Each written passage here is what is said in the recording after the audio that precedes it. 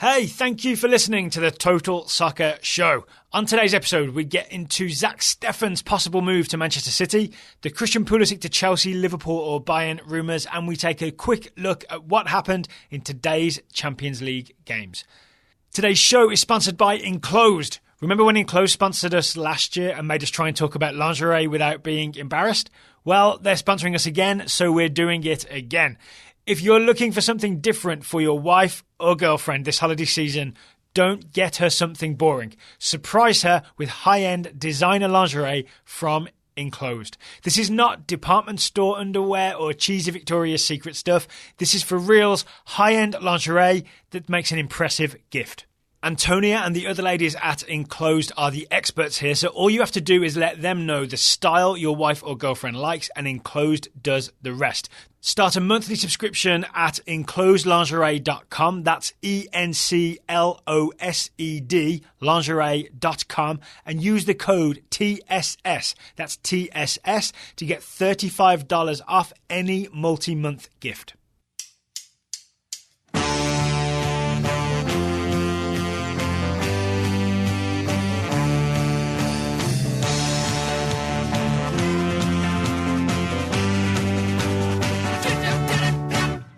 Hello and welcome to the Total Soccer Show. My name is Daryl Grove and I'm joined by a man who has a lot more to say than Diego Maradona. His name is Taylor Rockwell. Hello.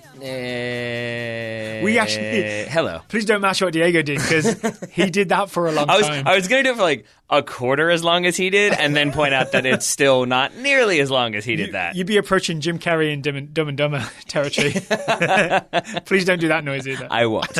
Don't worry. So go find that clip if you can find it. It's after a Doradas playoff match. Maradona basically has no answer to a question. I would say he is not in a good state to be coaching a soccer match. I would amend that to Maradona's body did not have anything to say in response to that question. I'm not sure Maradona was exactly there when that question was asked. Oh dear. Yeah. Let's hope he gets that sorted out. Yeah. We've got lots to talk about today. Mm-hmm. We have got the Champions League to talk about later in today's show. It wasn't the most thrilling day in the Champions League, but we still watched it. We saw some goals. Yeah. We'll get into it later. Mm-hmm. There are reasons why it wasn't that exciting. I'll hold off on the conversation we had about the Champions League until we're actually talking about it. So we don't start too depressing in this episode. Weirdly, the exciting stuff today, there's some CONMEBOL to talk about later as well, but the exciting stuff today is all about Americans on the move, some transfer rumours. There's a Zack Steffen transfer rumour reported by someone we know and trust, and there's a Christian Pulisic transfer rumour that, we can't vouch for the sources or the journalists, but it has some weight to it, let's just say that. Yeah, I would say the Steffen one certainly has a bit more weight to it. Well, here's the weird part with Zack Steffen. We first saw this rumour of Zack Steffen moving to Manchester City, from Columbus to Manchester City, in The Sun. Yep. And I really thought, all right, The Sun. Go home, you're drunk. I'm going to go back to the very first Men in Black when Tommy Lee Jones is talking about how the tabloids are the best source for actual news. And then he says the Times occasionally gets it right. And I would flip it around and say maybe that's the case here, is that they very infrequently get it wrong. Maybe this time they possibly did. We shall see. I think a stopped racist clock is right twice a day when you just print every possible transfer rumour. Sure. In between the Raheem Sterling stories and transfer rumours, they get something occasionally right. But the man we know and trust is Paul Tenorio of The Athletic. He's fine. He has properly reported this for The Athletic, and it's $7 to $10 million, somewhere in that region. Zack Steffen is going to move to Manchester City. Yeah. And this lit up so many things in my brain to talk about.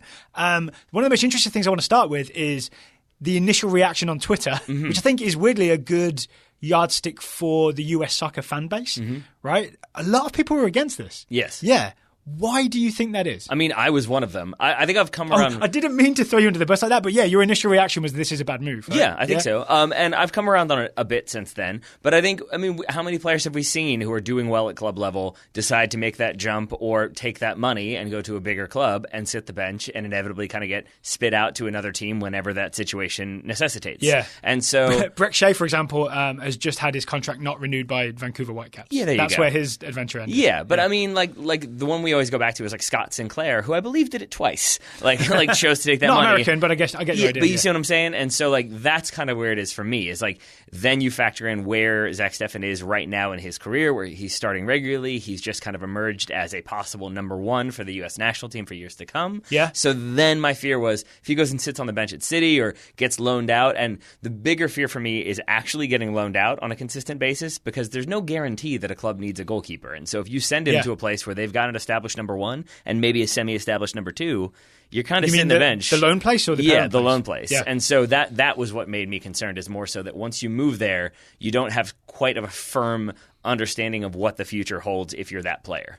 So my initial reaction was the opposite, which was, go on, Zack Steffen. Go and join maybe the best team in the world. Really? The team that's leading the Premier League. Yeah, I was just excited for him. Why? Which is because I'm naive and optimistic, I guess. There you go.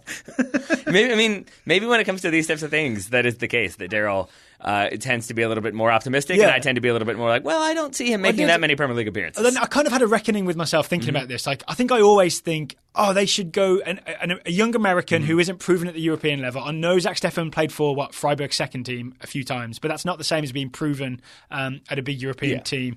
I always think, go to Groningen or Heerenveen or go to a mid-level Bundesliga team. And I've almost got bored of just thinking that's always what Americans should do. Like, I almost want to embrace the most American thing possible. Like, try and land on the moon. You know what I mean? Go join Manchester City. Well, see, I appreciate that, but I would say that this is trying to land on the moon, to be the first person on the moon when somebody is already on the moon, is I guess what I feel like. Like, if you want to go there, fine. Or to find out late like Jim Carrey did.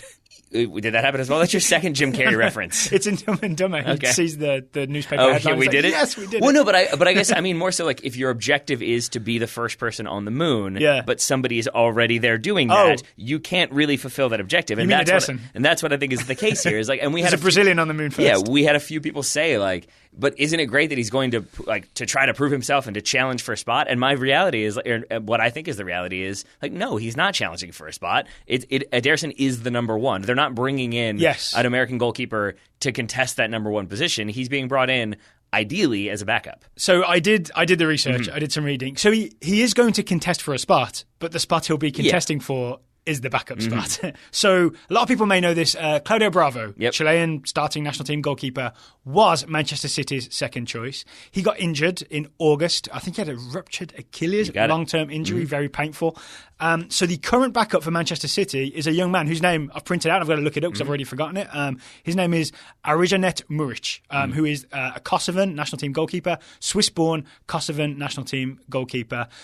He's 20 years old. All he's played for Man City so far is a couple of EFL Cup games. Never started a Premier League game. Yeah, I believe moved to Man City when he was like 15 or 16. Yes, he moved there when he was a kid. He was loaned out to NAC Breda, who Man City have a partnership with at the start of this season. That's in the Eredivisie. That's Eric Palmer Brown's team. Same situation. But when Claudio Bravo got injured, they immediately called Muric back.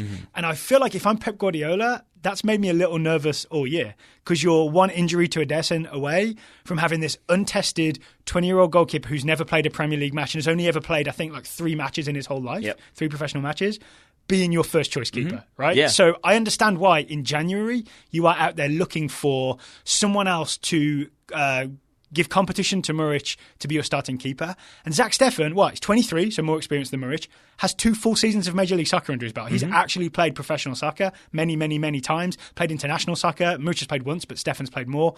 Has been to Europe as well. Has been to Europe with Freiburg. Unsuccessfully with Freiburg, but still you have that experience. He's been there and done that and come back and then proven. And, we talk about the mental strength of Steffen. Remember he had the mess up for the Crew in one of the MLS playoff games, but then came up big later in the game. I honestly think it's just a good upgrade at backup for Manchester City. And so I think that's a decent position for Steffen. Yeah, I mean, and then I think when you're looking at him as an upgrade as the backup, I think then you look at what he kind of brings in and why it all makes sense for Man City. Because you're right, Ederson is really your only option right now that you really trust. City are still in 4 competitions. We know that around the holiday season, that's when the fixture list gets very congested. They're going to be playing a lot of games. Yeah. Goalkeeper is a very physical position, so you want somebody to come in and maybe play in the League Cup games, maybe a couple FA Cup games, maybe I guess you don't have any more Champions League games at that point that don't matter. FA Cup third round will start in January. Yeah. So after Steffen arrives. lives. Yeah, but I mean, like, and no disrespect intended, but maybe there's a little bit of disrespect. Like, if City draw Juventus the next round of the Champions League and you're playing them on a Tuesday, you're playing Cardiff on a Sunday, maybe Zack Steffen starts that Premier League game against Cardiff. So you're saying if he can beat out Muric for that reserve spot, there's a chance that he definitely gets some Premier League games next season. That's huge for an American keeper. It is. Yeah, right? 100%. And I think then that like maybe after this season, a loan somewhere is likely. Maybe it's NAC Breda, maybe it's Girona. That's the other one that's been linked. But I think right now, I don't think City would do what they're trying to do in terms of, like, they're going to have to get him a work permit. He's not going to qualify via the number of caps in the last 2 years. Yeah. They'll have to do the appeals process, which I'm going to believe that they've done the research to think they'll be able to pass that. They get very good lawyers. Yeah, as well. but to kind of have to do that and to spend between 7 and 10 million, as you said, to me that speaks to we want to back up now. This is the best option we can get that's not going to make us end up having to spend $30 million or pounds or euros or whatever on a player who is going to be a backup. I did also see some reporting. I agree with everything you just said. I saw some reporting from Roger Gonzalez for CBS, who is increasingly a really good source for breaking news. He said that a source has told him that the plan is that Girona in La Liga is the most likely loan destination. Roger Gonzalez didn't say this, but I'm assuming, like you are, that maybe this is a August 2019 loan, right? That Steffen is there for the second half. He's actually with Manchester City for 6 months starting in January. Then in the future, he is possibly loaned out to Girona. In the Twitter responses, we got somebody saying that Girona's current goalkeeper is one of the best in the league. Yeah, they will be talking about Bono, Yassine Bono. So maybe there's an expectation that he gets a move this summer, and so then they need somebody, so then Zack Steffen can come in and fill that spot. Yeah, it's also worth getting into the Girona situation. Sure. Girona is not officially, they don't wear sky blue, I don't think, but they are 44% owned by City Football Group, who own Manchester City, New York City FC, and Melbourne City. So they're sort of in that cartel is definitely the wrong word, but they're in that group, right? The other 44% is owned by Girona Football Group, whose frontman is someone known as Pere Guardiola, who has a very famous brother who does some football managing. But I'm actually kind of glad that's the case, because when you first told me that, I did not know that. Daryl told me. I was like, is that like the bad pseudonym of Pep Guardiola? Like, does Pere Guardiola look like Pep, but he has a mustache and they're never in the same place at the same time? It's him with a beard like Evil Albert. Exactly. That looks very much pasted on for the moment. Yeah. But actually, I wanted to. So that makes sense in terms of that relationship, and then why maybe that would be a possible landing spot. Yeah. The one that I think a lot of people joked about, some maybe with a little bit of sincerity behind it, is the idea of him going to NYCFC next season. Yeah. I think that is.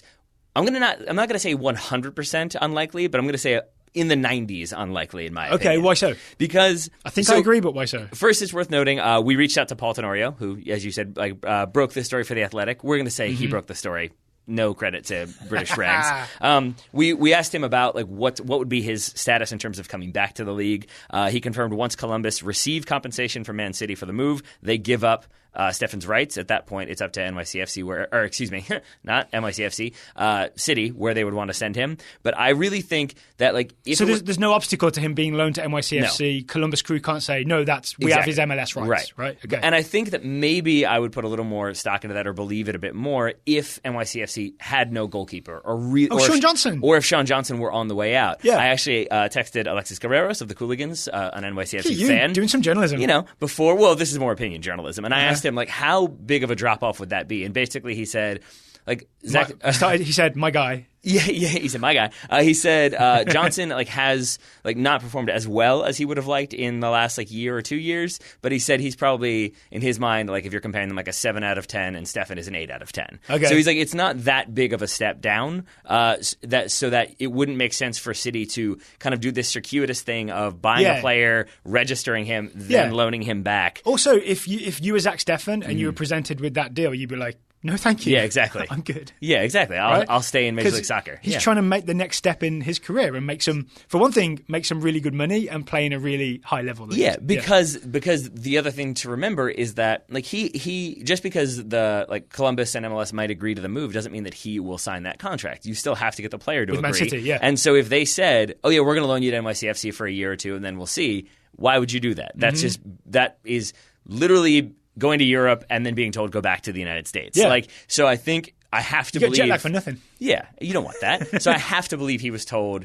Probably, you're going to contest for that backup spot. You'll get some experience. You'll get a lot of training with, as you said, probably the best team in the world or one of the best teams in the world, or if you want to go that route. And then here are the possible destinations for a loan. And I think this is part of the reason why he didn't want to go to Bristol City, is that they probably... this was back in the day, really. Yeah, $3.9 million in the summer. Yeah. I think that he probably didn't have guarantees about getting a work permit, and then he didn't have any Bristol guarantees. have worse lawyers than Man City. Yep. Yeah. And then he didn't have guarantees about what happens if he doesn't get a work permit. I have to believe that City probably told him, look, we think it's very likely. If it doesn't happen, we have this club, and this club lined up. This club is interested. And I'm going to guess he was kind of given a survey of his options, and that would incentivize moving. Yeah, okay. So, yeah, even Nack Breda, I think I understand the work permit situation is easier in the Netherlands than it is in England. So that's a possible fallback option. Nack Breda did loan another goalkeeper from Ajax, so they're sort of set for the year, but maybe for next year they might be looking for a keeper. That is an option for Zack Steffen. And there's historical precedent in that when Juan Agudelo couldn't get a work permit when he was trying to move to Stoke, I believe they loaned him to Utrecht. Yeah, and he did quite well, right?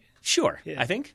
Why not? Reasonably well. I do have questions about this. I feel like I have a lot of answers and opinions, but I have questions. For example, the money. Yeah. The money that is received by Columbus Crew when Manchester City buy him for between 7 and 10 million. I always have to remind myself, how does it work again when an MLS team receives a transfer fee? I know you've done the research again, because I feel like we do this every 6 months. So how much of that 7 to 10 million do Columbus keep, and how much can they spend on their squad? Unless Major League Soccer does Major League Soccer things. And changes the rules and regs. Yeah. Which, who knows?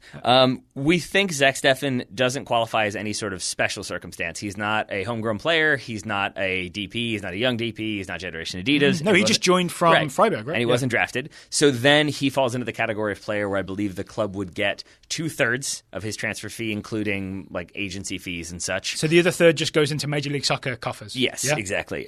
So if you're looking at that 10 million and fee... they pass it on to Soccer United marketing. Yeah, that's how it works. It's just it's endorsed too. That's on the check. So if that $10 million fee were correct, for example, then 6.67 goes to Columbus. But I believe I'm correct in saying that you can only use a very small portion, maybe $650,000. That sounds right towards your team budget. You get like GAM essentially, general allocation money to spend on players, and the rest just has to be spent on non-first team personnel by the club. So you could build a new building. You could do whatever you want in terms of spending the rest of that money. And I don't know if this is a question you're going to ask, but it's something we kind of talked about very briefly, and I was very firm on it before, and since learning this information I have since changed, is I also don't know what happens in terms of Anthony Precourt and this sale. Because at first I thought, look, this would not be enough for Precourt to concern himself with. He wants to be able to have a franchise in Austin. Yeah. As long as he can do that, I think he's happy.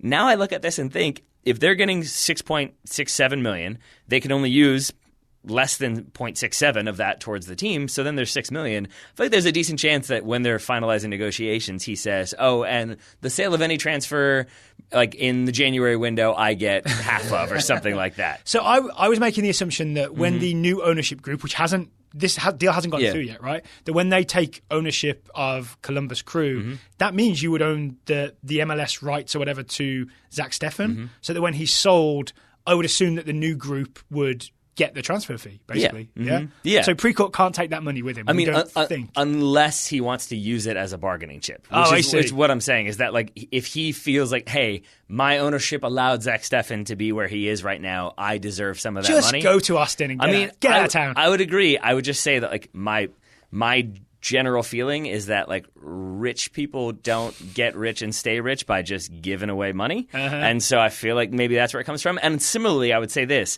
I know there's been a lot of, like, what do Man City care? Like, they find $7 million in their couch. And that is probably true. I feel like maybe there is a person somewhere who does have that money hidden in their couch. If you're going to go couch surfing, that would be the place to go. But I also think that those types of clubs with that amount of money don't get to where they are and stay where they are by just giving that money away. Yes, they spent $50 million on fullbacks, and when they weren't good, they bought more. That's how it works. But there is no point. Like Bill Simmons, I think, made the joke once that if you're getting married and as you're walking down the aisle, you think, like, worst case scenario, we get divorced. You're getting divorced. Like, that is the worst possible way to think. No club is ever like, and worst case scenario, we only threw away $10 million. That's not how Man City are approaching this. There's no chance of that in my mind. My guess is they're thinking worst case scenario is we sell them on for $10 or $15 million 4 or 5 years from now. Yep. Isn't that part of the Chelsea and the Man City and any club that has a lot of money coming in? Part of your plan has to be buy young and low, sell older and higher. Yeah, right. And even if you're not making, so if they can just turn a profit on Zack Steffen, this whole thing would have been worth it. Right? And I honestly think it kind of, especially for a club like Man City, who are I think trying to really establish that like we've got all of these youngsters who we can loan out and then we can sell, and you become this sort of club that's known for. If you're not going to make this top-tier squad that we have, we still got tons of very talented diamonds in the rough. Yeah. And I think so even if, say, they bought Zack Steffen... 3 players at Girona right now, for example. 3 young players at Girona right now. So I think if they bought Zack Steffen for $7 million and then 3 years from now sold him for 7.5, that's fine with them. Yeah. Because I think it still shows, look, we can sell this player. We've developed him more. He doesn't fit with what we want, but you're still looked at as a club that has discerning tastes, but also developmental abilities, and you've got lots of young players with lots of potential. There's one final angle I want to look at this Steffen transfer through. Again, it hasn't gone through yet, but it seems like it's going to happen in January. This is good news for Major League Soccer. Yeah. Right? This comes on the heels of the Alphonso Davies big money move, what was it, 15 million and rising to Bayern Munich. So they're 15 or 400 million. I forget. It's somewhere in between. But these are MLS players being sold by Major League Soccer teams to European teams for a lot of money, right? Zack Steffen is an MLS goalkeeper that is going to go for 7 to 10 million to a big, maybe the biggest right now, Premier League team. Yep. This is what we wanted. Do you remember after Curva Yeah. and the disaster and what we wanted from Major League Soccer in 2018? I think you meant Curva moves. I was like, no, what? No, the disaster. Yeah, I got you now, yeah. What we wanted was MLS to have young players play a couple seasons, then get moved on to better situations in Europe. Yeah. Zack Steffen is sort of fulfilling that version of how we want MLS to go. If Tyler Adams goes to Leipzig, that will be another one in what I consider the win column. Couple years, both of them would have done 2 years, MLS first team, then off to a European team. This is what we want. This is what we want to see happening. I apologize to whoever it was because I saw somebody tweeting about this, like similar ideas, and I know we're focused on like Americans here, but then you add into that like Miguel Almiron being sold on for what we're going to assume is a lot more money from Atlanta, like, and suddenly, you've got 4 players moving on in a like single off season or thereabouts. You look at MLS more as, okay, now they really are developing talent and moving them along to teams where you expect them to compete and do well. Okay, and also Zack Steffen at Man City. Before we talk Pulisic, today's show is sponsored by SeatGeek. SeatGeek have been sponsoring us for an entire year. Yeah, they have. We love you, SeatGeek, for sponsoring us so regularly. We do. Getting tickets online can... emphasis can be far too complicated. There's loads of sites out there and you don't know who to trust. But SeatGeek is the way to go. SeatGeek pulls in millions of tickets in one place so you can easily find the seats you want for a price you're willing to pay. There we go. They search multiple ticket sites and grade every ticket based on value. So then you can figure out basically what the value is and if you want to pay that money for that ticket. And they have the color-coded system to help you make that decision further. And I know that you have opened the SeatGeek app and looked around for tickets for upcoming soccer events. What did you find, Taylor? Well, I found that it's a tale of two cities. You've got tickets available for both of the second legs of the conference finals. So this Thursday? Mm-hmm. For Sporting KC, tickets are available about $45 and up. Sporting KC v Portland. There you go. Yeah. And for New York Red Bulls versus Atlanta, you've got tickets for $22 and up. Probably because if you're a Red Bulls fan, you looked at the first leg score and thought, I don't know. But so you could be paying $22 to see the Miracle on Grass if you're a New York Red Bulls fan. Sure. Anything's possible. Would it be I guess it'd be the Miracle on Grass. Yeah, that makes sense. And then the Miracle Press is what and then if you're not in the like a late night commercial. Perfect. If you're not in those areas, say you're in South Florida, maybe there's going to be a game played in your vicinity. We'll talk that about will be a big draw, so maybe those tickets will be available on SeatGeek if and when that game happens. Big thing to know about SeatGeek is every purchase is fully guaranteed. So when you shop via SeatGeek, you know with confidence that your ticket is going to be the ticket. There we go. Good news is you can get a discount. I would say best news is you can get a discount with your SeatGeek purchase. It's no longer $20.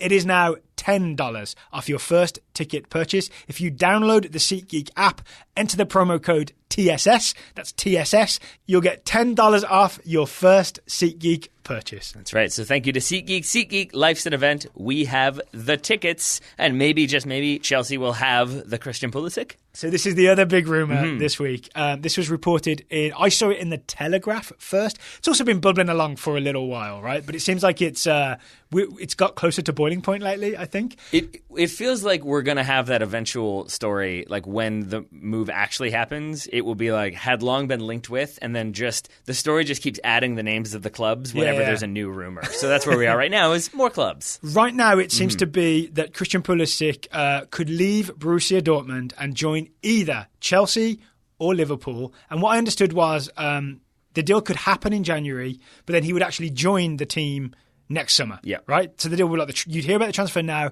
but he'd still get to finish out the season, win the Bundesliga with Borussia Dortmund, and then join either Chelsea or Liverpool in the summer. And that wouldn't necessitate a loan, right? Like you could just have an agreement with him in place, and an agreement an agreement with Dortmund that at the end of the season, I guess you could do it either way. Yeah. I'm sure you probably have some sort of legally binding document, but I don't know if he officially becomes a Chelsea player and then gets loaned back. That's how I would want to do it if I was Chelsea, because I want to make it official. Like, the less wiggle room, the better. If you're Chelsea, until he gets like horribly injured, and then you're Chelsea, and you're like, maybe that deal doesn't count anymore. Never mind. The interesting part of the story was the figure reported was 70 million pounds. I believe you meant to say 7.5 million pounds. I'm kidding. It was 75 million. I just kind of can't believe that myself. 70 million pounds. 70 million pounds, yeah. 70 million pounds, which is what, about 75 million euros. So I like that I froze you for a minute. Yeah. About, how many dollars? Maybe $90 million? Several million, I think. He would be the most expensive American player by a distance if this happened, right? This would be, there'd be no competition for a most expensive American player if Christian Pulisic goes for 70 million Great British pounds, assuming they're still worth something post March 29th. It's a big assumption. So, where did that 70 million figure come from? If you were to do a between the lines reading of this transfer story, I would say that it comes from Dortmund. And I mean that sincerely. That I think a lot of the reporting I saw was Dortmund would be willing to let him go to Chelsea for 70 million pounds, not Chelsea will reportedly spend or have offered. Yeah. And so I think my guess would be that there have been multiple suitors for Christian Pulisic. I'm going to guess Dortmund have received several requests for information or notices of intent, something like that. Requests for information. Yeah. Can you send us the information pack on Christian Pulisic? Yeah, pretty much. Or just sort of like media kit. An intention to bid or something like that. We're interested in his services. And I think this is Dortmund establishing a number that they know they're not going to get. Yeah, because no one has offered 70 million pounds, right? But they're probably, my guess is that they're looking for something in the 40 to 50 range, which still might be too high, in my opinion. But I think that's probably what they're doing, is establishing a high bar for negotiations. And that's why I think maybe you're also hearing some of the, like they're kind of downplaying he only has 18 months left on his contract right now, because then suddenly that value should decrease. So starting next summer would be his final year of the contract? I think so, yes. Yeah, okay. Yeah, so you've got that. There's you see those stories about he's a replacement for Eden Hazard. Should Hazard leave? No, he's not. Why not? Because Eden Hazard is one of the best players in the world, and Christian Pulisic is not. I mean, he may be that may be what they intend to use him for, but he is not at that level. So if that's how you were trying to sell it to Chelsea fans, I saw this firsthand by looking at some of the Chelsea Reddit pages' reactions to this move. Not favorable, even amongst American Chelsea fans. Yeah. Was sort of he's great, he's not that great, and he's certainly not a like-for-like replacement. I would also, then, I'm going to go with you there. There is no replacement for Eden Hazard unless you were getting Messi or Neymar or one of these sort of top level players. So if you're Chelsea, the smartest thing you can do is invest in a young player with a big future, right? So Christian Pulisic may not be the replacement for Eden Hazard right now. He could do in 4 or 5 years. Yep. Right? Maybe if things go really nicely. I think if Hazard leaves and Pulisic lands at Chelsea in the summer of 2019, that's not a bad situation for Christian Pulisic to be in. Because who's left on the wings? Pedro, Willian. Yeah. Maybe they signed someone else, but it's more realistic that you could easily play 20 games more that first Premier League season. Yeah, I think so. And I also think if you flip it around, though, and see it, again, from Dortmund are the ones releasing that figure, and you look at this more from a Dortmund perspective and their history with big-name players, it feels to me like the stuff that you would do behind the scenes so that when you do eventually sell him, there's less of a backlash than if they had just announced in January, he's been sold, but he's going to stick around till the summer. Or say the initial offer was, we're going to buy him in the summer or in the winter. Dortmund fans would probably not be very thrilled if they lost Pulisic in the winter. But if you then make it, that's what they wanted, but we've extended it, we're going to have him until the summer, and we're getting this insane amount of money, even though they're not, then it starts to look like a more understandable transfer from Dortmund's perspective, and maybe you don't get as much heat from your fans as a result. How do you feel in general about this move to Liverpool or Chelsea away from Borussia Dortmund for Christian Pulisic? I'm still kind of the mindset that Dortmund is the best place for him because and maybe this is me being a little bit like too practical or a little bit too realistic, that like maybe he could go to Chelsea and, you know, like knock off Willian and he becomes a regular starter. But I think there's an equally likely chance that it takes him a while to bed in, and maybe he has, like, even if he has the summer like camp to get used to, it doesn't guarantee he starts, and then suddenly he's sitting on the bench again. I think the same thing could happen at Liverpool. I think the same thing could happen at Bayern, where he's also been linked. So, and PSG, who are somehow in there because I think they're linked with every player who costs over a certain amount of money. So like I'm still wary of it, and I still feel like Dortmund is a very good place for him, but I'll say that I don't know if it is the best place for him anymore. I think it would be a phenomenon, right? Because like the Bundesliga are doing great things in terms of marketing themselves in the United States. Yeah. Premier League is still king in the United States among English language speaking people, right? If Pulisic went to an English team, like for us on the Total Soccer Show, suddenly there'd be a lot more interest from Chelsea or Liverpool fans about this American kid, right? And it would just be a whole thing. And I think that would be very, very exciting. And I want to say, with that in mind, that is a key thing that, like, I saw a lot of people commenting, like, oh, get ready for a ton of Pulisic jerseys to be selling in the United States. And the response to that was, yeah, but Chelsea don't get any of that money. That all goes to the shirt sponsor. Then the shirt manufacturer. Yeah, and then the shirt manufacturer. But yeah, sponsors in my head, because the counter argument that I never really thought of before is, you're right, Chelsea don't get much or any of that money. It goes to the manufacturer. But the more they sell, the more it comes time to renegotiate that deal, the more they can then ask for more money. And so if they do sell a ton of Christian Pulisic jerseys and they suddenly make $15 million off of his jersey alone, I don't know how jerseys work, that still means, even though they're not getting that money, next time around they can say, we're now the number 3 selling English Premier League team in the United States. That factors into things. But to be clear, I wasn't arguing that that's a reason for Chelsea or Liverpool to buy him. I'm just saying, from an excitement perspective, it would be a big deal. But I think it is. I do think there's an element of the commercial aspect of a player, that if they're coming from that area, it probably bumps up the amount you're willing to pay for them. Not necessarily saying it bumps up like they want Pulisic because they want to break into the American market more than they already have, but more so, maybe instead of spending 30, you spend 36 when Dortmund want that, because we can make that money back, and he's good for commercial revenue as well. Okay, I want to quickly look at his chances of Liverpool and Bayern first teams. So right now Liverpool have the famous front three.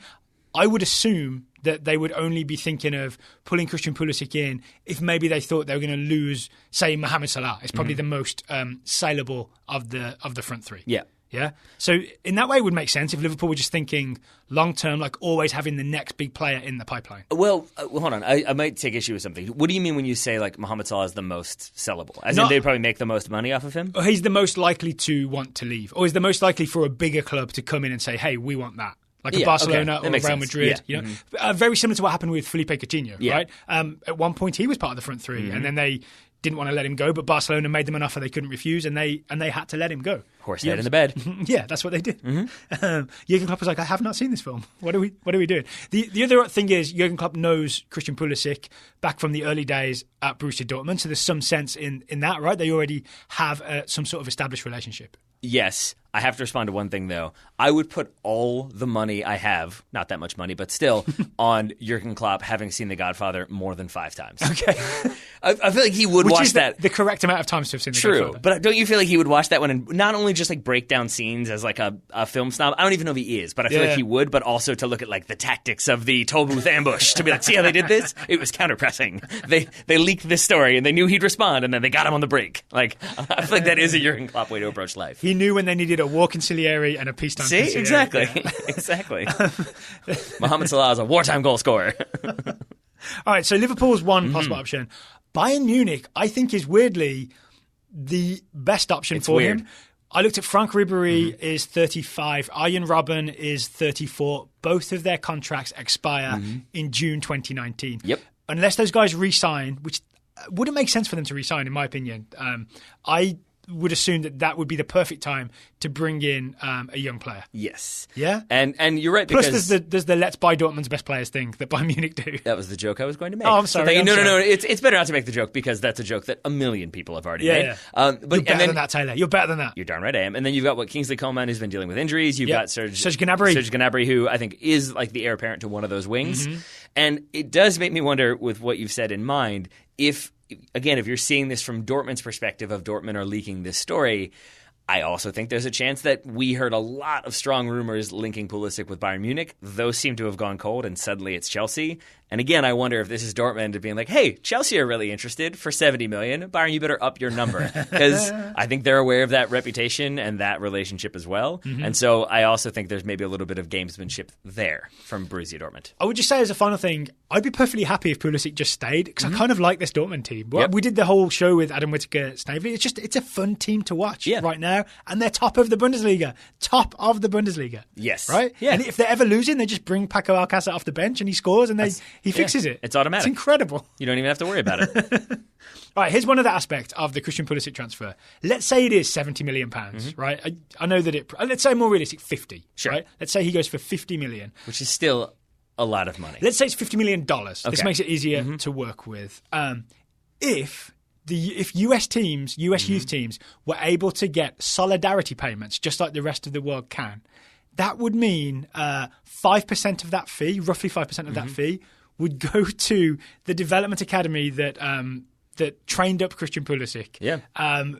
In his early days. And so they would get up to 5% of 50. I can't do the math, but it's 2.5 million. It's a lot of money. Yeah, I believe it's 2.5 million, I think, is 5%. But yeah, that means, like, just imagine your local youth team suddenly getting $2.5 million and what that means for not just that club, but probably the infrastructure in that area. $2.5 million builds you some more fields that maybe aren't there right now. And in a similar sense, I'm going to ask you to do some math on the fly again.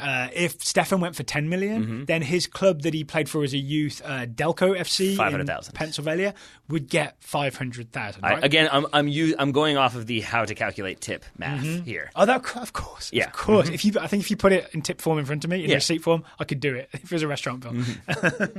The interesting thing to me is that we were expecting a decision from FIFA's dispute resolution chamber in the DeAndre Yedlin and Crossfire and Tottenham Hotspur and Major League Soccer case, where this thing where American teams were not doing this, were not receiving or giving solidarity payments or training compensation, this thing may get resolved. I actually reached out to Mickey Turner, who wrote a really good story for The Athletic about this case in front of the FIFA DRC. And he says that it's being decided right now. You can expect a decision very, very soon. It could change everything. It could mean that this Pulisic transfer does benefit PA Classics. It could even mean that the Zack Steffen transfer benefits Delco if it all happens in the correct timeline for that money to move.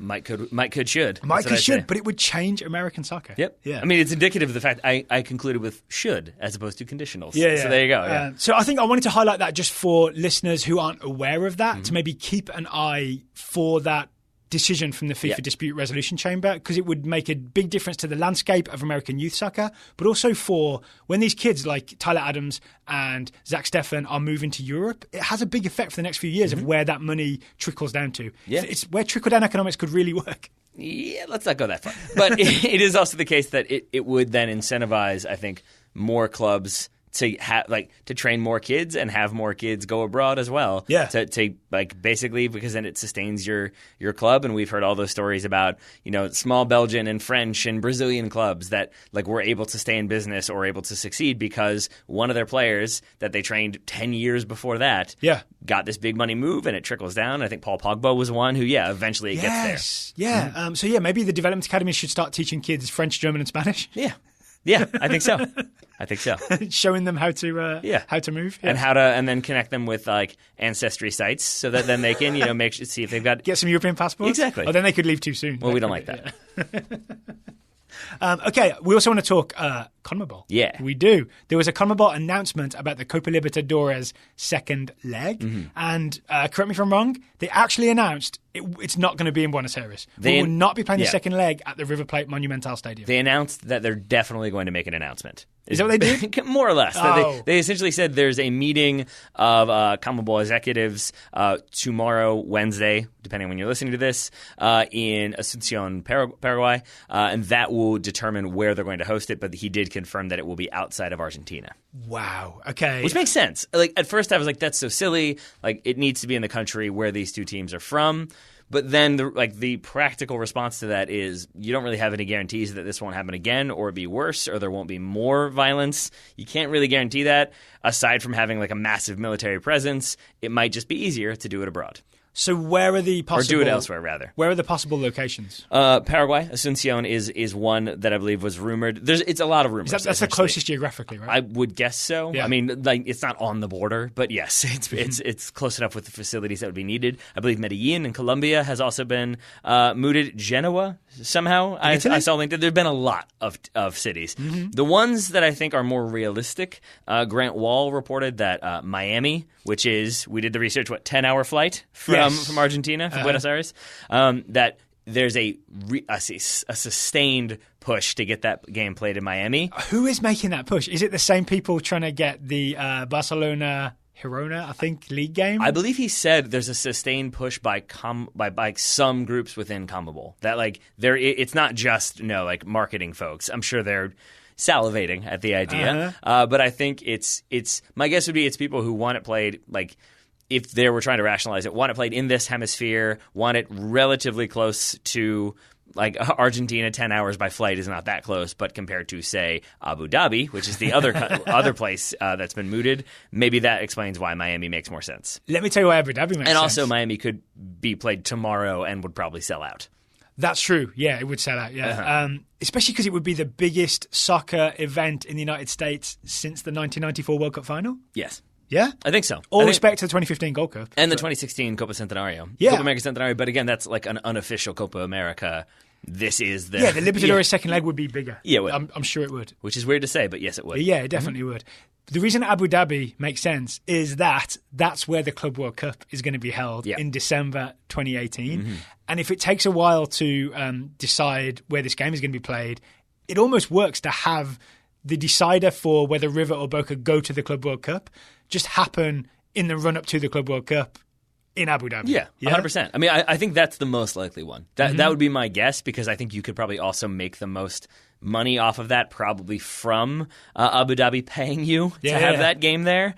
You're probably not going to make the most match day revenue. Yeah, it wouldn't have the best atmosphere, I wouldn't imagine, right? It would not. Worth noting, CONMEBOL, I think, confirmed that they will finance, I forget if it was 40 personnel or they'll finance some of the travel. So that does maybe reduce some of the burden a little bit. Yeah. But yeah, I still think Abu Dhabi, from a commercial standpoint, they'll pay a lot of money for that game to be played there. Then you're already there, and you can then go straight into the Club World Cup. Yeah, I wouldn't be surprised with that one either. If you're FIFA, you probably like that as well, because you want to boost the Club World Cup a little bit. And honestly, it's a weird tournament, right? Because the South American entrants, so Boca or River, and the European entrants, so Real Madrid, are already both in the semi-finals. But there's actually a round of 16 game with only 2 teams in it. So the tournament is already weirdly stacked.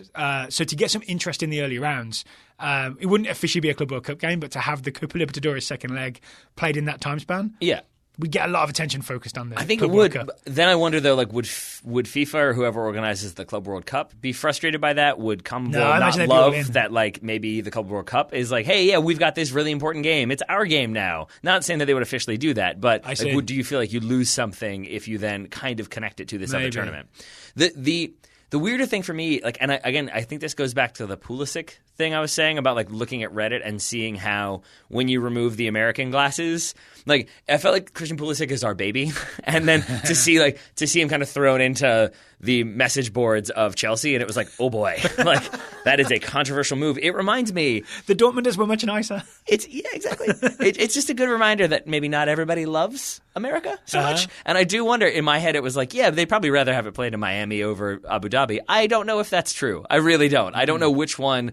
If you're a Boca fan or a River fan, you're probably not happy about this to begin with, but I don't know which of those two you would dislike more, it being played in Miami or it being played in Abu Dhabi. Maybe you just dislike both equally, but it's strange to me that I don't know the answer. There's an even more interesting angle to all this, which you were told me about just before we started recording, is that Boca maybe don't want this game played at all. Yeah, well, there's that. So at the same time as this meeting is taking place, it has also been announced that CONMEBOL have a disciplinary unit who are basically have opened a case against River, and I believe the grounds for this would be not just the riots and the fan violence that occurred in and around the grounds once the game was canceled, but maybe also in regards to throwing the stuff at the bus. Did they? Well, because I think it was outside of their designated safety zone that they were responsible for maintaining. Yeah, but that maybe is under question, or maybe there's questions about about could they have done more to So deal how with those much fans. responsibility do River bear Exactly. for what happened? And for their part, Boca have essentially said that they will wait and see what the verdict is, but they want this to be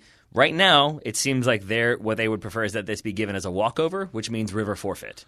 I find that really disheartening because I felt like River, the organisation and the coach, Gallardo, and the players did the right thing on the day. Do you remember we were both very positive about how they agreed that, Boca don't want to play this game, we don't have to play this game. That's fine. Yeah. So for Boca to then try and sort of win this by forfeit, it feels like against the spirit of just playing the game. Yeah, and it's worth noting that the other reports I've seen have said that even if like this disciplinary unit says, it wasn't their fault, that Boca will appeal this decision. That they're just determined to win it like without playing the game. Well, I think they're partially it could be that maybe they think that River did do something to motivate these fans or or like didn't do enough to prevent this from happening. Yeah. I've also seen it pointed out that I believe there was a previous fixture, I think just a league fixture, that was abandoned due to crowd unrest on Boca's part. I think there was tear gas. Is that La Bombonera? I think the River players maybe had to deal with tear gas or were tear gassed or something along those lines. So this is Boca trying to get revenge. And that game was given as a forfeit to River because Boca didn't control their fans. So maybe there's an element of, well, you took it away from us. Why are you not doing the same now? Wow. Would you agree with me though that we'd rather this game was played somewhere? Yes, now. Yeah? I think I am. Unless there's some evidence comes out that River told their fans which window to aim at and when the bus was coming. Yeah. Right? Yeah, I think the reality is the whole situation, for lack of a better term, sucks. Like it really does. Because as soon as that happened, like we said this at the time, we didn't want that game to go ahead on Sunday or on Saturday. We did not like the idea of Boca being forced to play when players, were still getting treated for tear gas. Yep. And then after that, it really becomes like, well, it's too soon to play it on Sunday. We can't play it in the country for safety reasons. And there's the G20 meeting. There's that as well. And the security forces are occupied with that. So there's just no good answer, is what it comes down to. Yeah. And really, what it comes down to is don't throw stuff at people. Yep. That is the answer. Yep. That is the answer. So I guess we'll just keep watching and waiting. Unless it's lemons. We'll keep updating. That's my new favorite quote. We'll keep updating listeners on what's going on with the Copa Libertadores Final second leg. We shall, my friends. Another continent-wide tournament. And I'm asleep. That we did watch today was the UEFA Champions League. Yeah, okay, let's be honest about this. This is theoretically the pinnacle of European football. We struggled to get enthused watching games in the studio today. We had, Roma Madrid, we had Manchester United Young Boys of Bern, and we had Lyon Manchester City. I have a name for this, Daryl. What's I've just come up with that on the fly, literally as you were talking. I'm going to call it Matchday 5-itis. Please explain the symptoms of Matchday 5-itis. Sure. I'd call it Matchday 5 fever. Is your group already qualified or likely to qualify, or is your group already eliminated from competition, but do you still have to play meaningless group fixtures? Welcome to Matchday 5-itis. That's about where we are, right? Because especially the games today, there really wasn't that much at stake. I think the closest one was like if Man United lost and Valencia won, then maybe I think they were level on points at that point. But again, there's not that much drama. Like if they win and if they lose, then they're level on points. Yeah. Okay.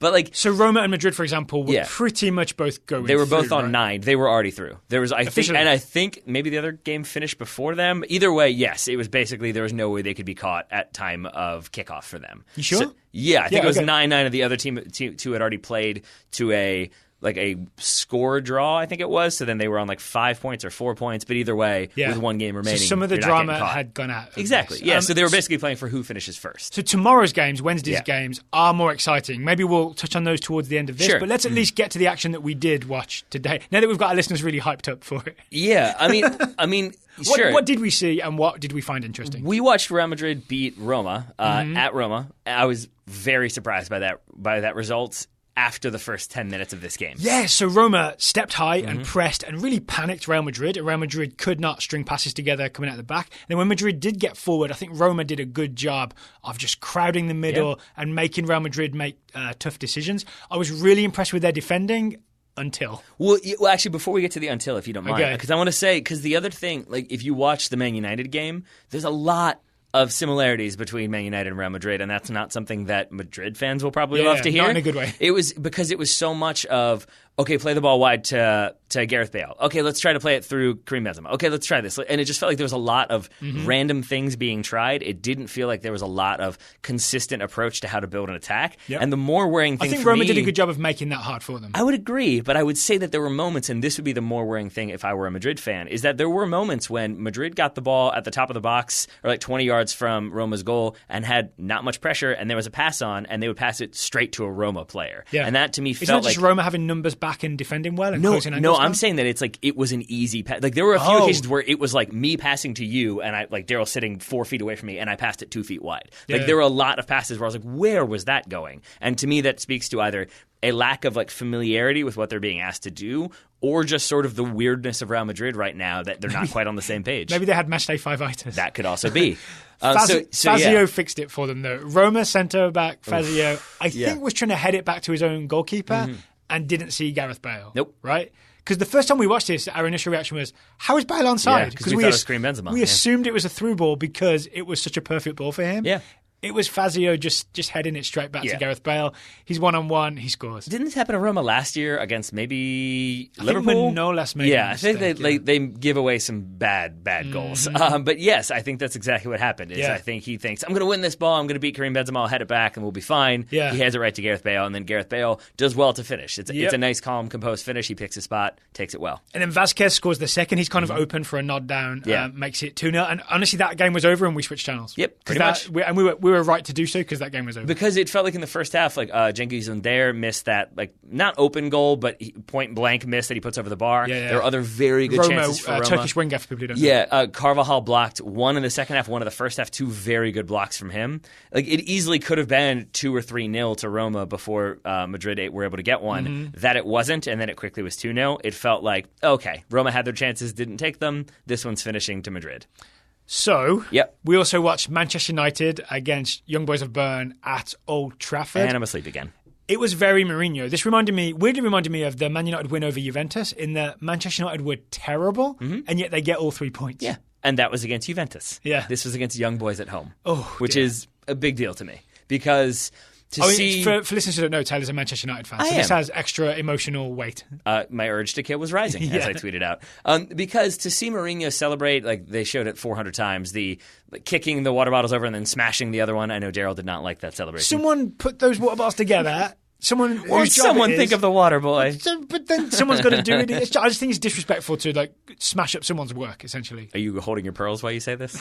But I just feel like that reaction was sort of like, that's a reaction you do when you beat Juventus in the knockout round. Like it just felt like this weird, like, really? Like you're taking that much pride in a game that you didn't seem to have a coherent attacking plan other than what you usually do, which is put Fellaini up top and hope something happens. I was surprised by, it didn't feel like this siege mentality that Young Boys were holding on and holding on and holding on. It was really frustrating. Man United had no ideas. Young Boys they should have scored. If it weren't for David De Gea being, I would say, the best goalkeeper in the world, they're ahead. But he's able to dive backwards, pull that save out. So it was more to me like if I were Mourinho, I would be wiping my brow and breathing deeply, not like, yeah, we did it. I would be more oh boy. Because also he dropped Romelu Lukaku and Paul Pogba to start this game, and I think maybe he went with something that he thought was more mobile up front, because Marcus Rashford is a centre forward. For example, and that definitely did not work out, right? Rashford had a couple of goes where there's one where he should have squared to Jesse Lingard, a couple where someone had set him up and he definitely shot far too early. It wasn't working. No. So one of the narratives of this, what was looking like a 0-0 draw, was going to be Mourinho gambles by dropping Pogba and Lukaku and loses. Yep. Right? I'm going to say, I don't love this, I'm going to say Marcus Rashford is just a stormtrooper from Star Wars now. Like, shoot all the time, don't necessarily hit anything. Pop up in places where you're supposed to be, and then you don't really execute. Yeah.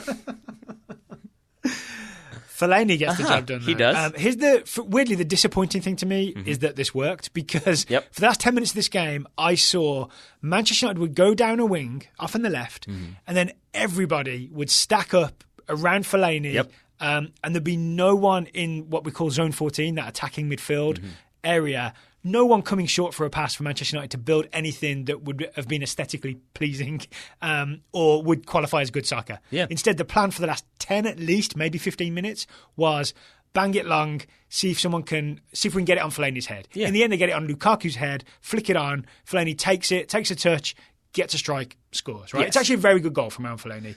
But I was more just disheartened that they went to that very basic tactic so early, and it feels like the only thing that Mourinho and Manchester United have. I agree completely. I would add, I think historically Mourinho has struggled against smaller teams in the Champions League. I think we talked off air about how he was let go from Chelsea the first time after losing to Rosenborg. Yeah. I seem to remember a similarly poor performance against Apwell that brought on a lot of controversy. So I think that is one of his bogey things, is he struggles to prepare and get his team up for these types of games.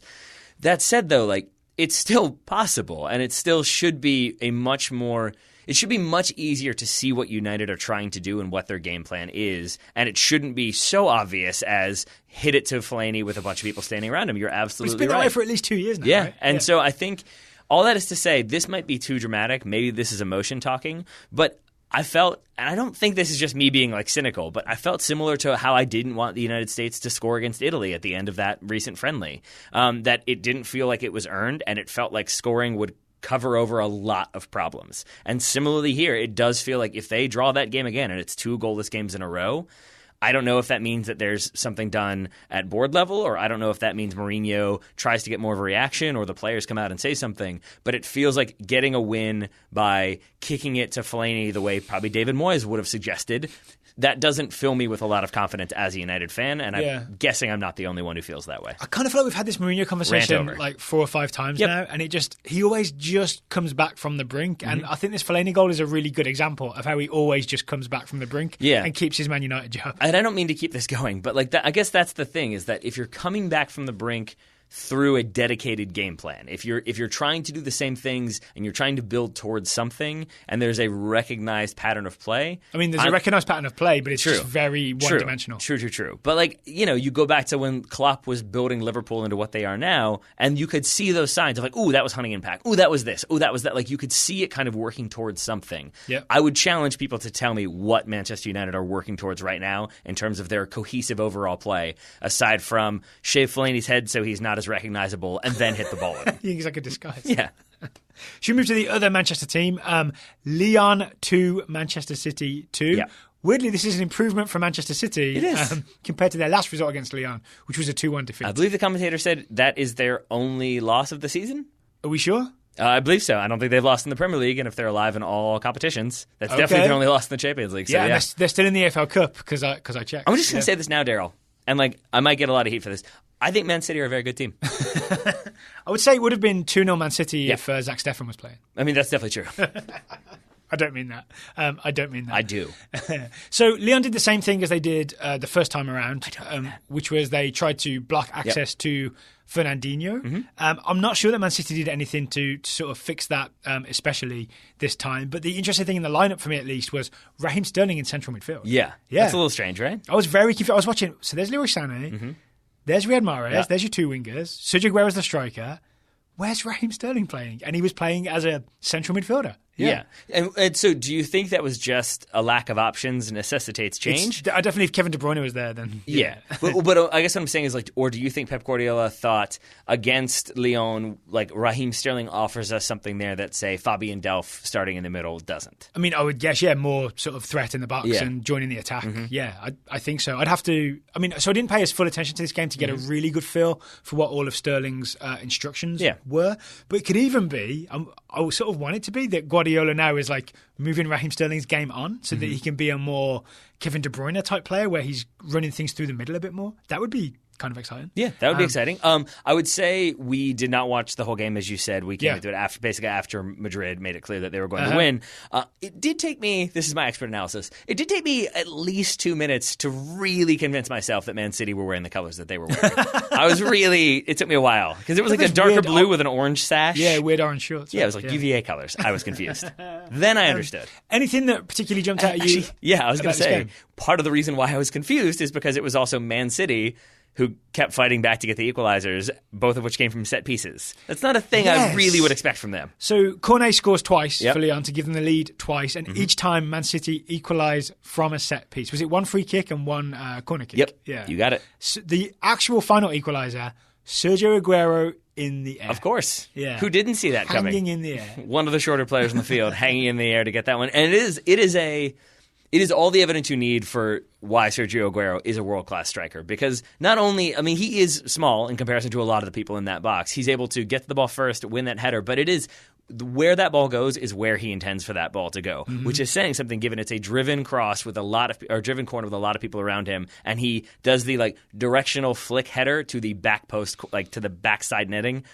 Really difficult to do, and he does it perfectly. The one thing I was super impressed with was how he hangs in the air, right? That was noted by the commentators, but he also takes a bump from, I can't remember who the defender was. You know, there's that thing, if you can just nudge someone in the air, you can put them off balance so that when you get the header, you're not able to put it exactly where you want to go. Aguero took the bump and kind of held steady, and he must do some core strength exercises. He took a different bump than Maradona takes, but yes, I take your point. I don't want his lawyers coming after us. Allegedly.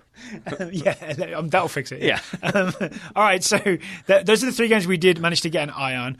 We are more excited about Wednesday's Champions League games, right? So we've got Tottenham versus Inter. Yeah. This is big because Tottenham are in 3rd place in their group, 3 points behind Inter, right? Barcelona are top with 10 points. This is kind of must win or definitely must not lose for Tottenham against Inter. It's at home. It's at Wembley. So I'm really excited to see that game. And this is the one where I believe Tottenham went ahead and looked very good at Inter. Then Inter scored like the 2 late ones, or at least one very late one to get that win. Did Icardi punish them I believe it when was. they kind of didn't deserve it? And then also Tottenham on a big high. They just beat Chelsea 3-1. We actually didn't talk about it on the show, but I watched that game. It was a really impressive performance from Tottenham. I'm going to say this, it might be an unpopular opinion. I'm going to say it was a really impressive performance from Tottenham. The other game, game is in Liverpool's group. So Napoli are top with 6 points. Liverpool is second with 6 points. PSG are third with 5 points. I think I physically hurt Daryl with that joke. It's more mentally and spiritually. PSG Liverpool. Yes. This is also a big game. So I think we're going to watch these simultaneously, right? Tottenham, Inter, PSG, Liverpool. Yeah. There's another game happening that this group has got matchday 5-itis, but Dortmund are hosting Club Brugge. America. Could be Christian Pulisic firing at Ethan Horvath. Could be. Could be Jadon Sancho firing at Ethan Horvath. Yes.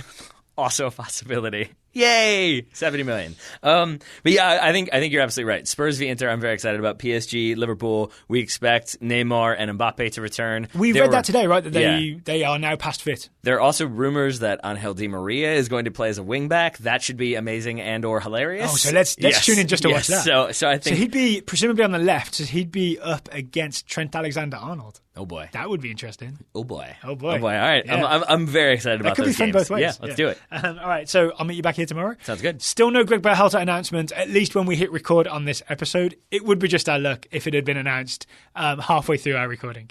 I'm really hoping that did just happen.